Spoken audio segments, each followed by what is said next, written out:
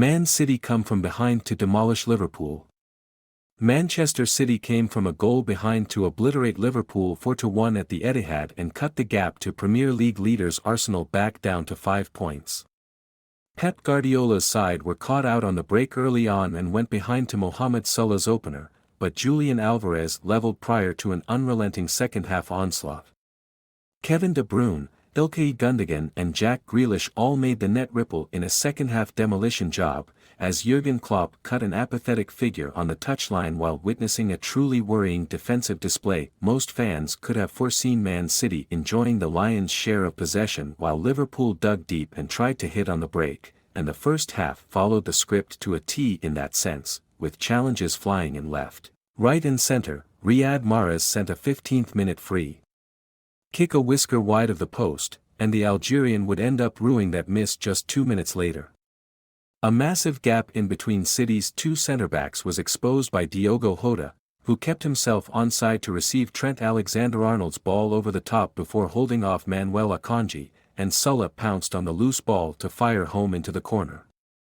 There was no shortage of chances from the champions as they desperately tried to claw their way back into the game, and Grealish proved to be the hero at both ends of the pitch to deny Liverpool a second before wiping out their lead.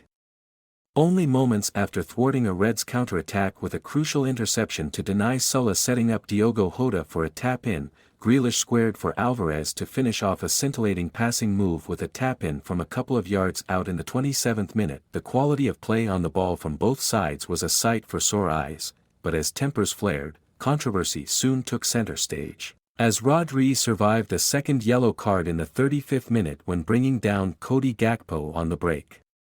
Referee Simon Hooper was immediately set upon by a sea of red shirts, whose protests were led by infuriated captain Jordan Henderson, but Rodri escaped further punishment to the chagrin of the away fans.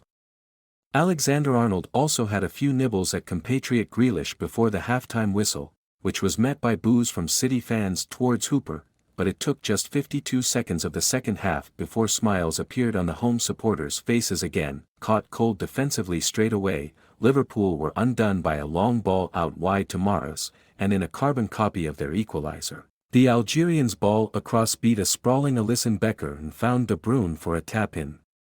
Having learned no lessons from their abysmal play in their own box, Liverpool's mountain to climb became even steeper in the 53rd minute, as Alexander-Arnold blocked Alvarez's effort, but the rebound fell for Gundogan to lash home from close range. Desperate times called for desperate measures for Klopp, who made 4 changes to try to quell the relentless flow of City attacks, but the hosts would inflict more misery on the abject German in the 74th minute. Creators-in-chief De Bruyne and Grealish linked up well down the left, and the former cut back for his English colleague to race away from Alexander-Arnold and coolly find the bottom corner. The away end soon emptied out as City remained untroubled en route to victory, one which takes them to within 5 points of Arsenal before the Gunners meet Leeds United, and they now prepare for next Saturday's trip to Southampton. Meanwhile, Liverpool, who have now suffered 3 successive defeats, remain 6th, level on points with Brentford and Brighton and Hove Albion, and they have just over 72 hours to recover before a trip to Chelsea on Tuesday.